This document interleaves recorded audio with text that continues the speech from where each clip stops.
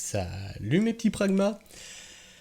Alors qu'est-ce qu'on fait? On continue cette revue d'actualité dans les tréfonds de Twitter.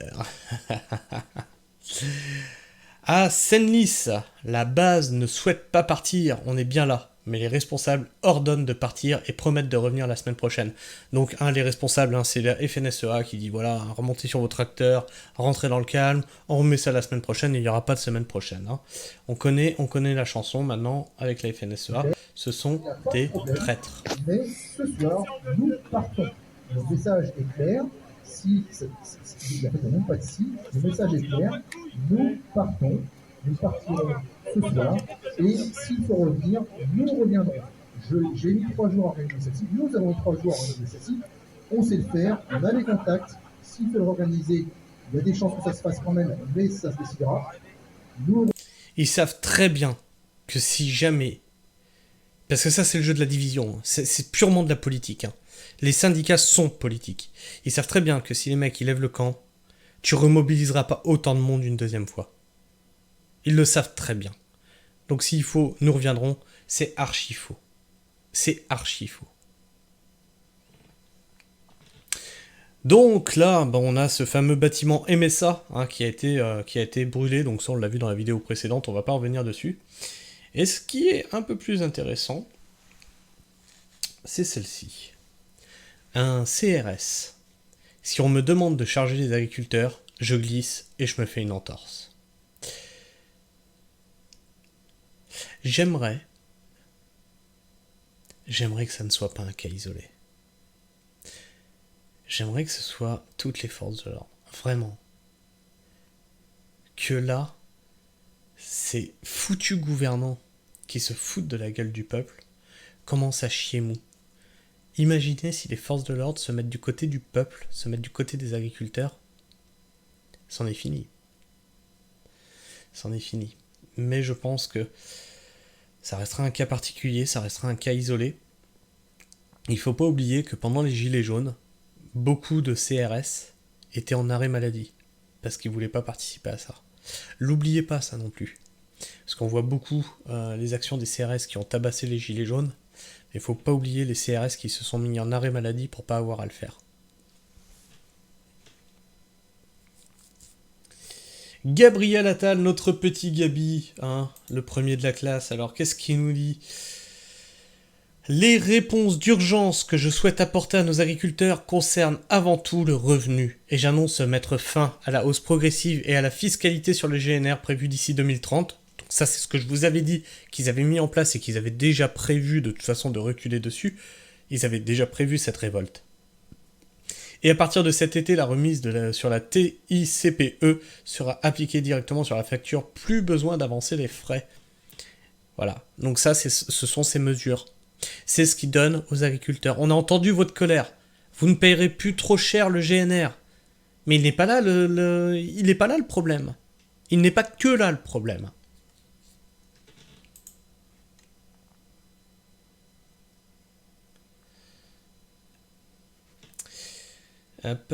Pourquoi ça charge ? Alors, le genre d'intervention qui fait du bien le matin, donc c'est sur BFM-VC, Yannick Jadot, sénateur écologiste, interpellé par Bruno Cardo, vice-président de France Agri-Tuitos, sur les surtranspositions des normes européennes dans l'agriculture. Alors, on va voir s'il se fait vilipender. Il y a des gens qui parlent à notre place, qui croient connaître l'agriculture, qui n'ont jamais fait véler une vache, qui n'ont jamais fait pousser un grain de blé. Ça fait partie des choses qui, moi et tous les jeunes agriculteurs très en colère derrière moi, ici à Saint-Quentin dans le Nord-de-France, on est très remontés. Moi, je suis désolé, quand je prends l'avion, à aucun moment, je me lève, je vais dans le cockpit et je prends la place du pilote. C'est exactement le sentiment qu'on a aujourd'hui.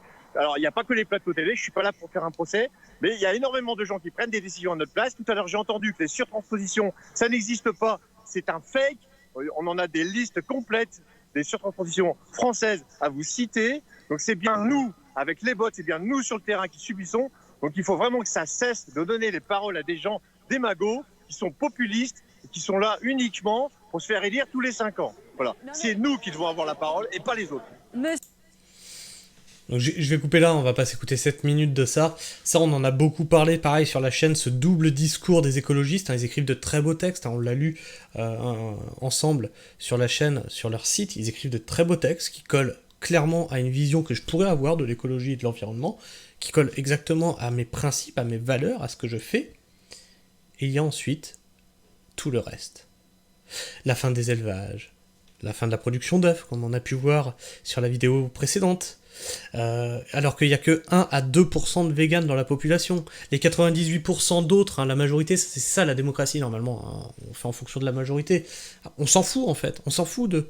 Hein, les agriculteurs, on s'en fout. Quand tu veux faire une ébocagère, les 400 normes à respecter, quand tu veux faire un élevage de poules, je crois que c'est 130 normes à respecter. Mais on va où? On va où?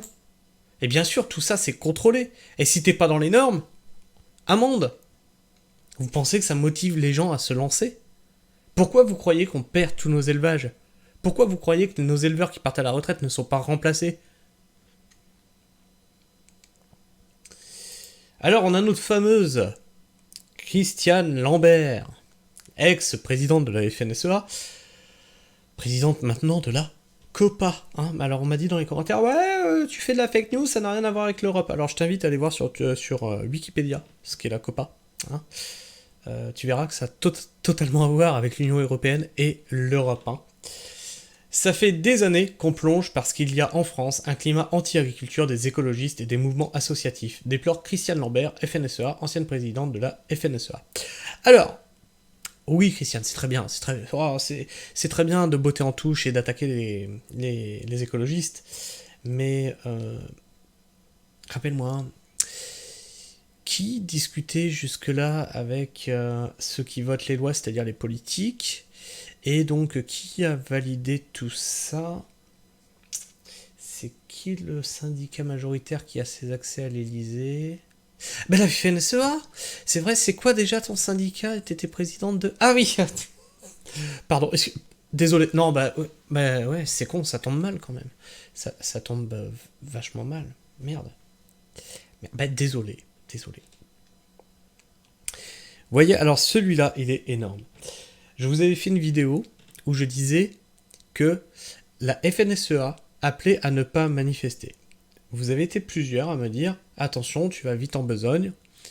Dans l'article, il est dit que la FNSEA n'appelle pas à manifester, ce qui est totalement différent. Tu changes le sens des mots. Alors, ce que je veux vous dire, c'est qu'il y a le discours que tu mets devant le journaliste. Non, on n'appelle pas à manifester. Et le discours que tu passes dans tes rangs.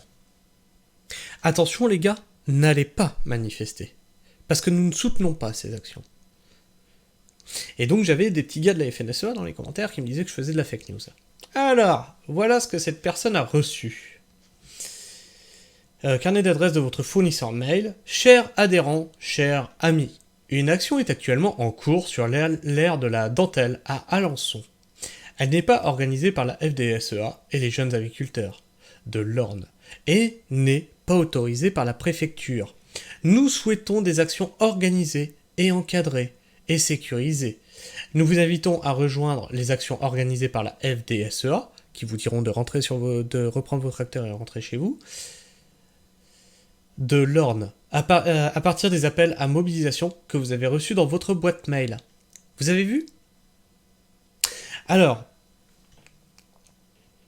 rappelez-moi si la révolution avait été autorisée par la préfecture, par les forces de l'ordre, par les syndicats.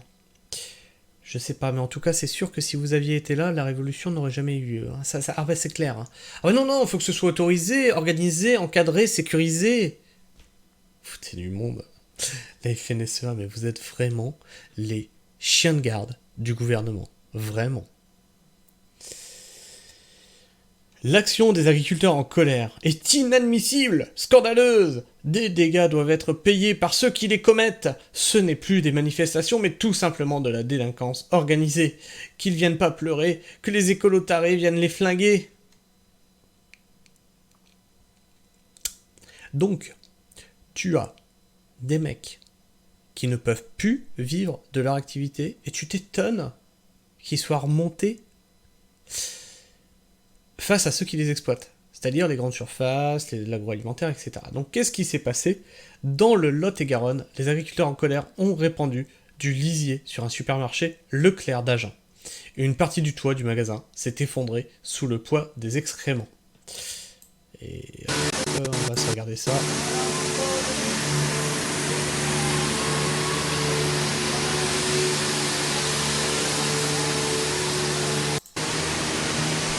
Ah oui, bah sur le toit. Là. Ce que j'allais dire, c'est que la façade. Mais non, il a balancé sur le toit.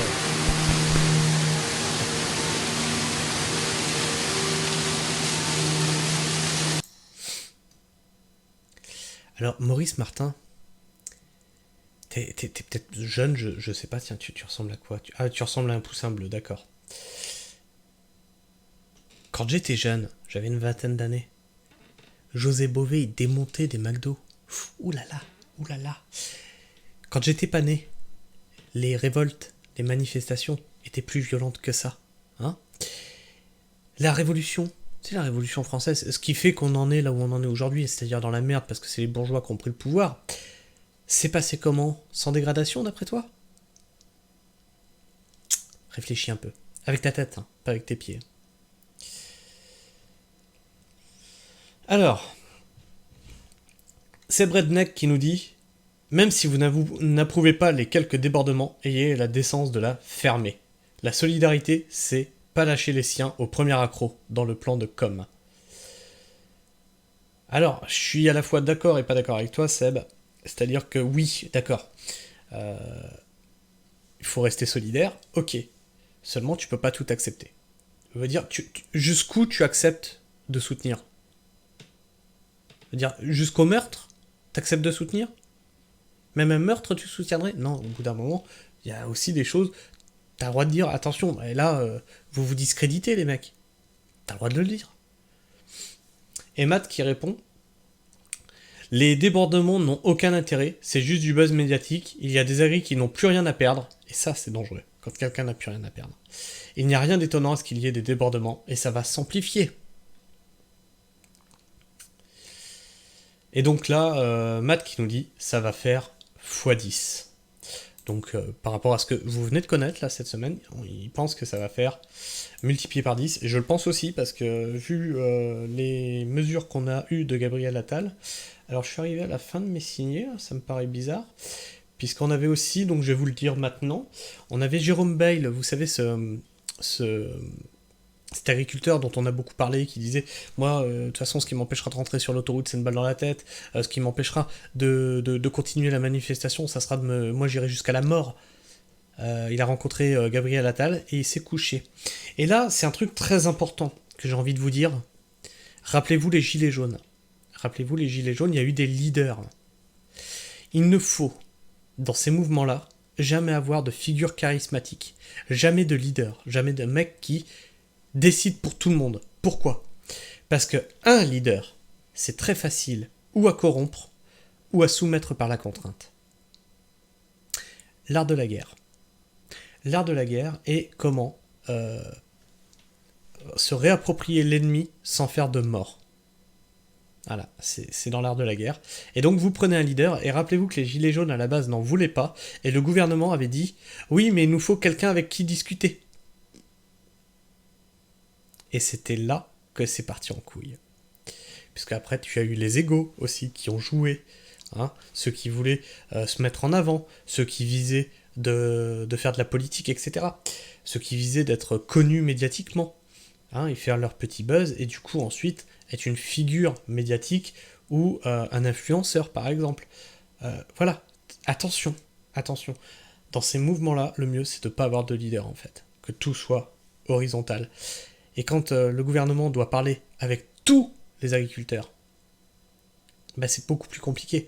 Tu vois, par exemple, Jérôme Bail, il s'est couché, il a dit « Ouais, je demande à ce qu'on lève mon blocage. » Bah là, ce qu'il faudrait dire, c'est non. À la rigueur, tu veux lever le blocage, tu prends ton tracteur, tu rentres chez toi. Nous, on n'est pas satisfait de ce qui nous a été proposé. C'est un agriculteur parmi tous les autres. C'est pas le leader. Il faut pas avoir de leader. À Agen, l'insatisfaction est grandissante. Les déversements et les blocages vont reprendre. On va continuer à vider. Ils se foutent de notre gueule. Si on n'a pas de réponse, on fout le feu à tout. Et rappelez-vous, hein, à Agen, ils ont déjà foutu le feu devant la préfecture. Eh les gars, les premiers tracteurs, là, on va continuer à vider, là, ils se foutent de notre gueule. Donc, on se fout de nous. Eh, prenez un tracteur, on continue à vider, et après, si on n'a pas de réponse, on fout le feu à tout. Allez, on envoie, on vide. Donc voilà, ça c'est coordination rurale, rappelez-vous, hein, ils avaient foutu le feu devant une préfecture, et on a eu Arnaud Rousseau qui venait faire sa petite tête de chien battu comme ça et dire non, c'est pas normal, il faut pas dégrader, c'est pas gentil d'être méchant. Allez bloquer devant Avril, sérieux les mecs, chopez vos couilles, allez bloquer devant Avril. Ouais, les mecs de la... Pourquoi la FNSEA n'a jamais fait bloquer Avril, alors que c'est un mec de... alors que c'est une grosse agro-industrie? Posez-vous la question. Allez les bloquer pour voir, on va rigoler. Enfin bref. Voilà pour le petit tour de l'actualité. Donc je sais pas ce que vous pensez de tout ça. N'hésitez pas à me partager votre avis et votre opinion dans les commentaires. N'hésitez pas à débattre entre vous, dans le respect mutuel. Sinon, l'équipe de modération pragmatique fera du ménage, hein, s'il faut. N'hésitez pas à me laisser un pouce si vous aimez ce que je fais, ou un dislike si vous aimez pas ou si ma personne vous débecte. À défaut d'un commentaire, hein, parce que je sais que c'est pas toujours évident de savoir quoi commenter, ça me permet aussi moi de savoir et de jauger si le contenu vous a intéressé ou pas. N'hésitez pas non plus à vous abonner, ça m'aide à être présent dans l'algorithme YouTube et que mes vidéos soient vues, même si je sais que sur ces vidéos-là d'agriculture, il y a de la censure. Il y a énormément de censure, puisque beaucoup d'entre vous m'ont rapporté qu'ils ne recevaient plus les notifications, ils ne pouvaient pas partager les vidéos, etc., etc. Et puis d'activer la petite cloche, donc ça c'est pas pour l'algorithme, mais c'est pour vous, pour ne rater aucune des vidéos que je sors, parce que j'en sors 3 à 4 par jour. Sur ce, moi je vous fais la bise, prenez soin du sol, et restez pragmatiques. Ciao.